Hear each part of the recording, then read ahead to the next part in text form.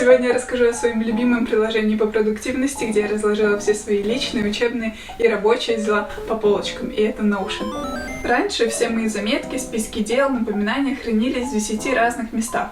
И на Google документах, и в Excel, и в заметках на телефоне, и в Телеграме в сохраненных сообщениях. В общем, так что когда я узнала про Notion, мне было настолько интересно все это организовывать и наконец-то удалять весь этот творческий беспорядок и здесь, и там, чтобы все хранилось в одном месте. В первой части видео я расскажу, что такое Notion, во второй я покажу свое рабочее пространство, и в заключение покажу, как редактировать страницы с друзьями и коллегами в Notion. Все тайм-коды будут в описании. Я пользуюсь Notion уже полгода и могу с уверенностью сказать, что это не очередное приложение по продуктивности, но скорее простой и полезный инструмент, который помогает систематизировать весь творческий хаос и, главное, поддерживать этот порядок. Это видео выходит при поддержке самих Notion, и я искренне рада сотрудничать с ними, потому что это сервис, которым я сама пользуюсь, и рада советовать его вам. Итак, что такое Notion? Я бы описала его как сервис-гибрид между приложением по созданию заметок и приложением по созданию баз данных. Сложно описать Notion одной фразой, потому что он сочетает в себе так много всего, и самое главное, что он хранит все ваши заметки в одном месте, так что не нужно перескакивать со вкладки на вкладку. Хорошо, но чем он отличается от всем известных приложений типа OneNote или Evernote? Эти приложения заставляют нас следовать своей строгой структуре, то есть, например, создать записную книжку, в ней заметку или папку, а в ней заметку и потом текст. В Notion вы задаете структуру сами, то есть как бы строите из кубиков лего. Так, наверное, очень абстрактно звучит, давайте я лучше покажу, как это выглядит. И вот так выглядит моя домашняя страница. Inga Kids, конничева. Здесь у меня виджет с погодой. У нас сейчас 27, потому что еще только 6 утра. Здесь у меня цитата, которая меня вдохновляет.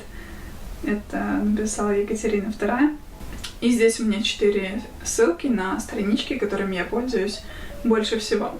Давайте начнем с домашней, самой домашней, Home.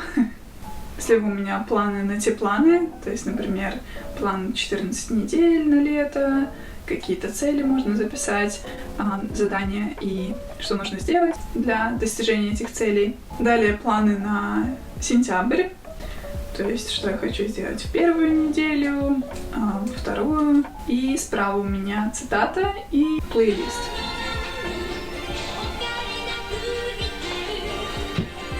И далее у меня задание по дням недели. То есть, например, в понедельник нужно сдать отчет, я его уже сдала и отметила. Вторник, среда, четверг, пятница, суббота и воскресенье. И можно создавать новые задания. Список дел на неделю. Например, чтобы я не забыла полить свои цветы. И архив. Те недели, которые уже прошли. Если мы вернемся обратно, следующее у меня контент. Я разложила по полочкам все свои идеи, например, календарь выхода видео. Сегодняшнее видео, как я организую свою жизнь. Я в стадии снимаю его. Планируется к выходу 30 июля. И также каждая строчка в этой таблице является своей собственной страницей. Я могу ее нажать, открыть. Все подробненько, и даже сценарий написан. Далее сценарий на влог. После того, как я скачала все свои видео на компьютер, я думаю, в каком порядке бы их поставить. Дальше у меня идеи. Не хочу спойлерить, поэтому не буду показывать. И музыка в моих видео. Я создала плейлист со всей музыкой, которую я использую во всех своих видео. И он будет доступен ребятам, которые поддерживают меня на Патреоне. Дальше у меня указатель. Это такие маленькие заметочки. Например, первое — рецепты, которые я хочу попробовать. Я попробовала, да, нет, да, я попробовала. Дальше категория у меня идет: завтрак, перекус, десерт, какие ингредиенты нужны. Следующая ссылочка у меня — список желаемого, вещь, которую я хочу, сколько она стоит. Дальше у меня планировщик, что когда готовить, какой день недели, так, чтобы закупаться продуктами. Это было актуально, когда у меня была кухня, но сейчас нас кормят в столовой, так что я пока этим не пользуюсь. И последние у меня цитаты, потому что цитаты иногда встречаешь что-то интересное. Тут я записываю цитаты, которые мне понравились из книг или я где-то услышала, но их слишком муторно писать от руки, или они потеряются где-нибудь. Сама цитата, потом кто написал, откуда. Это, кстати, Стокгольмская библиотека. Так, и последнее — референс. Классные ссылки, которые помогают организовывать весь этот Notion. Иконки, где виджеты брать. Следующая страничка у меня учебные дела. ID студента, потому что я его постоянно забываю, так что пусть будет здесь. Вдохновляющая цитата дня. Ссылка на домашнюю страницу моего университета. Когда начинается следующий семестр, плейлист, чтобы как-то найти мотивацию сесть и уже сделать это ненавистное задание. И здесь у меня, собственно, все курсы. Естественно, все картинки, все подписи можно менять. Perception Aware Computing. Когда он идет, потом сколько кредитов можно получить за этот курс, имя профессора и так далее. И, собственно, задание на этот курс, что нужно сделать. И также здесь можно создавать конспекты, например, конспект, и открывайте как страничку и делайте свои заметки. Здесь у меня в быстром доступе хранятся задания, которые нужно сделать прямо сейчас. Название, по какому курсу, закончено, не закончено. Это была моя домашняя страничка, но еще есть множество заметок сбоку. Например, мои подработки, мои рабочие дела. Подработки, собственно, арбайта, которые японские. Когда дело касается учеников, всегда нужно отслеживать, когда был урок, сколько оплачено занятий, сколько не оплачено, вообще как-то трекить все это. Я записываю каждый урок, когда мы занимались, и оплачен он или нет. Дальше у меня moving out. То, что касается дел, которые нужно сделать до того, как съехать из общежития. Япония — страна бюрократии, так что куча вещей, которые нужно не забыть сделать. Далее у меня идеи для подарков, общие идейки для мальчиков и детям. Далее у меня список того, что нужно купить в магазине. Дальше размеры кроссовок. Пару раз всего было такое, что я заказала кроссовки, они оказались слишком маленькие или слишком большие. И поэтому я решила теперь записывать, какой бренд, какой у меня размер ноги.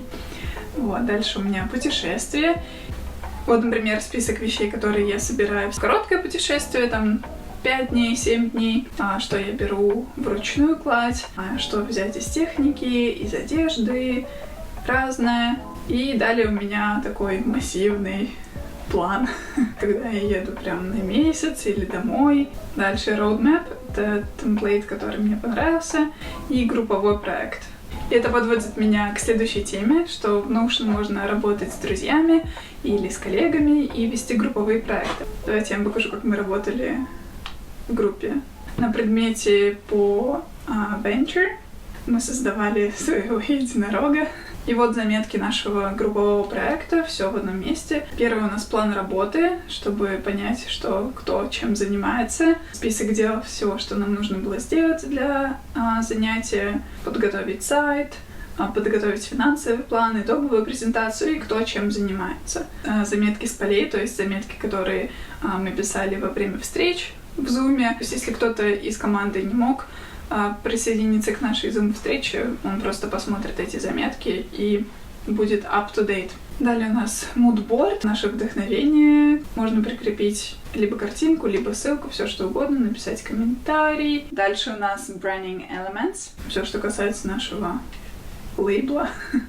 Ну, скажем, вы хотите создать свою новую страничку. Очень легко, нажимаете на плюсик, новая страничка, и дальше можете выбрать иконку для нее, либо из предложенных эмоджи, либо рандомную, и он будет предлагать разные вам. Также можно добавить обложку на эту страничку. Notion уже имеет свою какую-то библиотеку, но также можно загрузить свою любую. Или добавить ссылки. Давайте найдем ледники. Давайте, к примеру, создадим страничку по наукам о Земле, а в ней геоморфологию, глициологию, экологию, климатологию. Каждый из этих пунктов может стать своей собственной страницей, что мне очень нравится в Notion. Глициология, так как у нас тут ледники на заставке. Превратить эту строчку в, например, в заглавие, или в заглавие поменьше, или еще поменьше, в страницу, в список дел, цитату. Ее превратим в страницу. Теперь я могу кликнуть на глициологию, и это своя собственная страница. Здесь также давайте добавим какой-нибудь эмоджи. Вот я вставила ссылку, и уже заплясали снежинки. А в глициологии создадим некоторые разделы этой науки. Mass balance, ice mechanics, Что там еще? Erosion, Glacial Geology, I guess. Давайте сделаем его под заголовочком. Можем изменить цвет. Так, и, конечно, я могу их менять местами. Давайте скопируем рандомное предложение термодинамики ледников. И я хочу сделать его цитатой, скажем. То есть вы можете создать любую структуру этой страницы под себя, как вам удобно. Если вы сомневаетесь, как лучше систематизировать, или до конца еще не понимаете, где лучше что расположить на странице, то можно использовать темплейты. Вот смотрите, сколько здесь разных и образований, и как писать конспекты по системе Cornell. И на самом деле Notion не только для студентов, потому что можно использовать для личных целей, как я уже показала, для работы, упоминать людей. Мой Notion состоит из темплейтов, которые я нашла на просторах интернета, и в самом приложении подстроила их под себя. Надеюсь, вам было интересно посмотреть, как я организовываю все свои дела. Может быть, вы даже вдохновитесь и создадите свой Notion. Оставлю ссылки на свою домашнюю страничку на русском языке в описании. Notion — это совершенно бесплатный сервис, так что пользуйтесь на здоровье. Поставьте лайк этому видео, если оно вам понравилось, а мы с вами увидимся совсем скоро. Пока-пока!